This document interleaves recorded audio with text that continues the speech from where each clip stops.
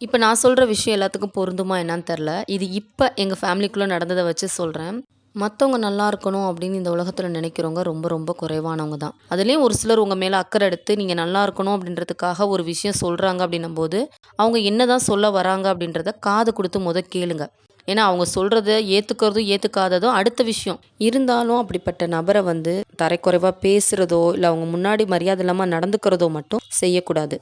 நீங்க எவ்வளோ ஒரு கஷ்டமான தருணங்களோட போராடிக்கிட்டு இருந்தாலும் சரி, ஒரே ஒரு விஷயத்த மனசுல வச்சுக்கோங்க. வாழ்க்கை எப்பயுமே ஒரே மாதிரி இருக்காது. மாற்றங்கள்னு ஒண்ணு வரும். அதுல உங்களுக்கான நாள்னு ஒண்ணு வரும். அதுவரையும் நீங்க செய்ய வேண்டியது என்ன அப்படின்னா, உங்களோட முன்னேற்றத்துக்காக இதுவரை என்ன முயற்சிகள்லாம் செஞ்சுகிட்டே இருந்தீங்களோ, அத கைவிட்றாம தொடர்ந்து செஞ்சுகிட்டே இருங்க. ஏன்னா, திறமை கூட சில நேரங்கள்ல தோத்து போலாம். ஆனா, நம்ம செஞ்ச முயற்சிகள் நம்மள என்னைக்குமே கைவிடாம அதுக்கேத்த பலன குடுக்கும். நாளைய விடியல் அப்படின்றது உங்களுக்கான விடியலா கூட இருக்கலாம்.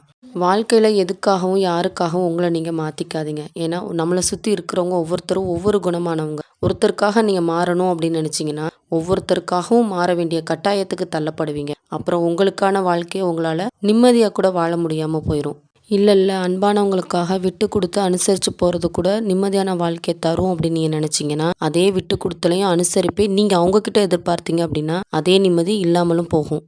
உங்ககிட்ட உண்மையா பழகுன ஒரு நபர சந்தேகப்படுறது அப்படின்றது உங்கள நீங்களே சந்தேகப்படுறதுக்கு சமம். யாரோ சொன்ன ஒரு சில விஷயங்கள நம்பி, அது உண்மையா தான் இருக்குமோ அப்படின்னு உங்க மனசுக்குள்ளேயே போட்டுட்டு, அத வெளியவும் சொல்லாம, உங்களோட செயல்கள்னால அந்த நபரோட மனச காயப்படுத்தாதீங்க. ஏன்னா, என்ன நடந்துச்சு அப்படின்றதே தெரியாம, நம்ம யார பத்தியும் டக்குன்னு தப்பான முடிவுன்னு ஒண்ணு எடுத்துறக்கூடாதுங்க. ஒருவேள இது சந்தேகமெல்லாம் இல்ல, எனக்கு ஒரு தெளிவு வேணும் அப்படின்னு நீங்க நினைச்சீங்கன்னா, அத டைரக்ட்டா அந்த நபர்கிட்டயே கேட்டு உங்கள நீங்க தெளிவுபடுத்திக்கோங்க.